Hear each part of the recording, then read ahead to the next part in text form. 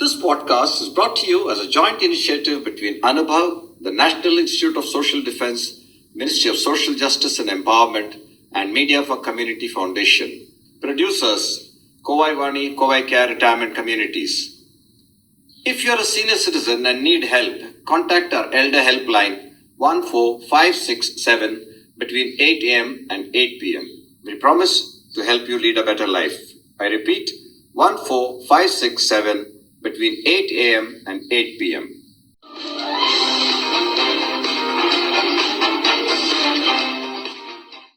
Hello, friends. Are you waiting for Just Average Part 2? This is Malati Jayakumar from CovaiCare Story Time to ease the suspense for you. At the end of Part 1, we saw that Shashikala was delayed at work on, of all days, Friday the 13th, and she was trying to catch a train back home.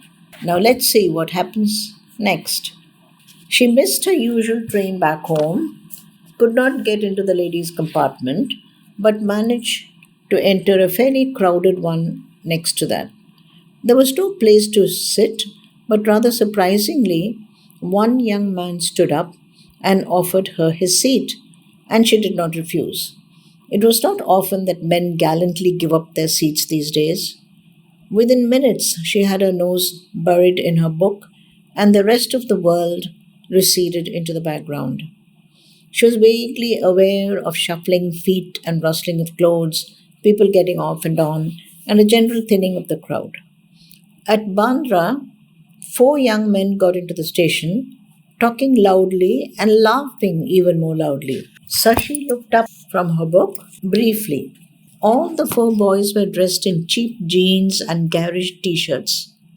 3 of them had unkempt hair and stubble or a beard. The 4th had a crew cut, thin, sharp features, and had earrings in addition to a variety of rings and chains. With a sigh, Sashi went back to her book with a silent prayer of gratitude that her son was not like them. She hoped that they would not be too disruptive because she was at an interesting part of the story. The hero and the heroine were in the middle of a wordy duel, repartees and riposts flying thick and fast with a lot of sarcasm and humor. And any moment, the argument could end in a passionate embrace. However, that was not to be. Much to her frustration, the bawdy jokes and laughter of the boys spoiled all the charm of the story. She tried to ignore it, but the mutterings of disgust from the old man next to her made her look up again. The boys were now standing near 2 fairly well-dressed young girls, seated on the right. One of them looked like an Anglo-Indian and wore a short skirt, while the other was in a salwar and a short kurti. The boys made exaggerated lurching movements as the train gathered speed or slowed down, pretending to lose their balance and falling all over them. Jokes, comments, and snatches of Hindi film songs seemed to provide them great amusement. The girls tried to draw away and huddle closer together. The one wearing a mini skirt tried to cover her legs with a bag. They turned towards the window, pretending to ignore the boys, but Shashi could see the fear on their faces. At the next station, many people got off. One of the boys sat down, pushing himself against the girls. Sashi kept her book up protectively, wanting to blot out what was happening in front of her. Suddenly, the elderly man on her left stood up and moved towards the boys, shouting in anger. Just as suddenly, the boy with the crew cut took a swipe at the old man and sent him reeling back. He fell with his back smashing against a seat, and a couple of people helped him off the floor and made him sit up. The boy's ring had cut a thin red streak on his cheek that slowly welled up with blood and was breathing in short gasps. There were now only 15 commuters scattered around the compartment. One of them was a thin, bespectacled teenager who seemed highly agitated, while his mother next to him held his arm, restraining him from doing anything foolhardy. Some of the people in the compartment spoke to each other in undertones, while others tried to look away, as if they could not see or hear anything. Sashi had lost all interest in her book now, though she still held it open in her hand. She felt as helpless and as ashamed as all the rest around her, afraid to get involved. The boy sitting next to the girls stretched out his arm behind them and let his fingers caress the back of the girl next to the window. Cornered and with a spurt of anger, the girl turned around and slapped his hand. This made them laugh even more. Meanwhile, another boy put his hand on the girl's knee, his dark hand a striking contrast against the fair skin. The thin, bespectacled boy could bear it no longer. He broke free from his mother's grasp and lunged forward, his hands punching and hitting wildly. Two of the thugs now turned their attention on the teenager. They pummeled him and kicked him, while the mother looked on helplessly. She cried and implored, but none of the passengers moved. There was a flash of steel, and a sharp penknife ripped the teenager's shirt, which was soon stained red by the cut underneath. Now no one dared to move or speak. The wounded boy grew pale with fright and shock, and his mother was almost on the verge of collapse.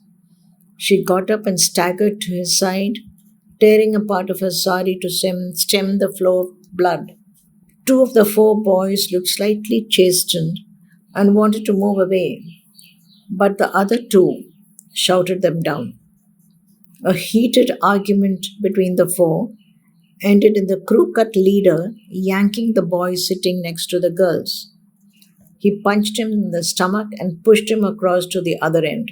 He sat down next to the girls himself, and his thin dark fingers with flashy rings played with her hair.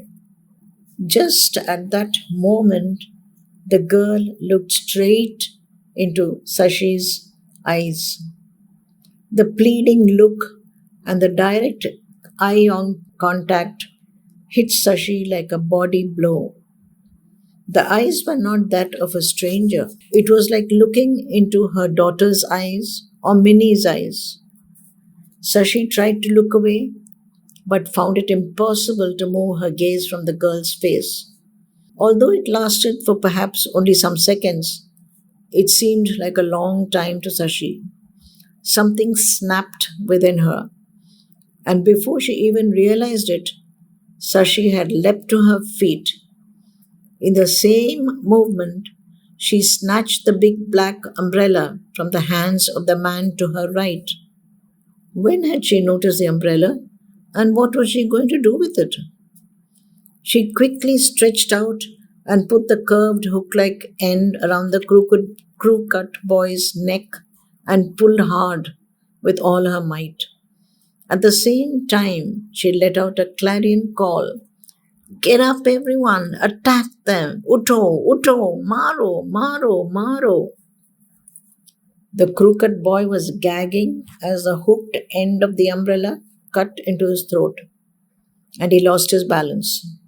Momentarily, the thugs were taken by surprise. The small, mousy woman was the last person they'd expected to strike back. Galvanized by her call, the people in the compartment all rose as one. Anything that they had in hand was turned into a weapon. Handbags, lunch boxes, water bottles were swung by the handle. Briefcase landed squarely and heavily on the crew-cut head. A few other satchels, shopping bags, and umbrellas rained blows on the four hooligans who tried to fight back. Some passengers got bruised.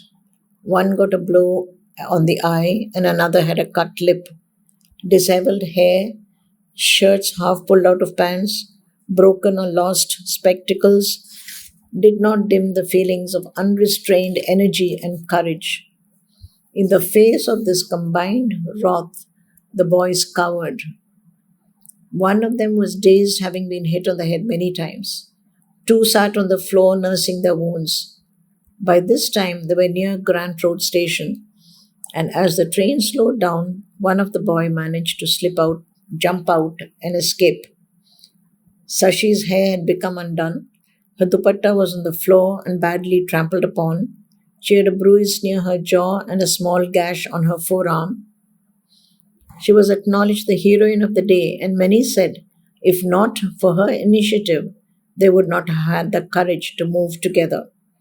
There was a general air of celebration, and the helplessness was replaced by a sense of satisfaction and camaraderie.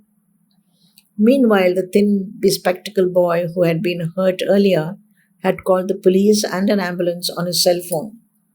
So by the time the train pulled into Churchgate, the platform was teeming with police, journalists, and a TV crew that had been in the vicinity. The police took down the names and numbers, and cameras kept flashing on and off. Sashi was suddenly very tired, and all she wanted to do was get away from everything and everyone. But she was hemmed in by people on all sides, with questions flowing from every direction. Her legs felt like jelly. When she tried to walk away, a strong light impaled her, and as she stood frozen to the spot, a reporter pushed a microphone in front of her face and asked, "What does it feel like to be a hero, ma'am? Have you always been a leader and a fighter?" Sashi blinked through her spectacles that were slightly askew. The glare of the light blinded her, and all she wanted to do was go home. She swallowed a lump in her throat. "No, I'm not a leader or a fighter," she spluttered. I'm just an average person," she said, blinking away the tears that threatened to flow. Hello, listeners. So, how did you like that? I'm sure you have witnessed such moments in your life sometime. It could be the heroism at the sight of an earthquake or a fire or a simple act of sheltering a person in a riot. We read about it in the papers so many times.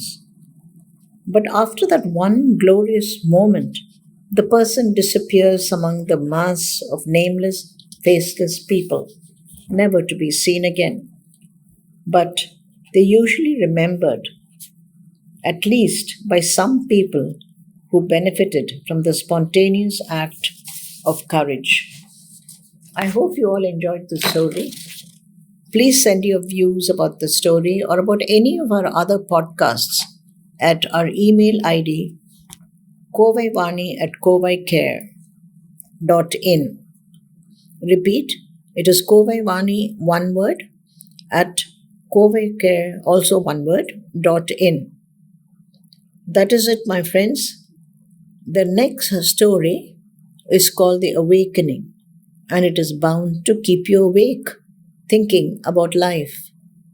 So, bye till next time.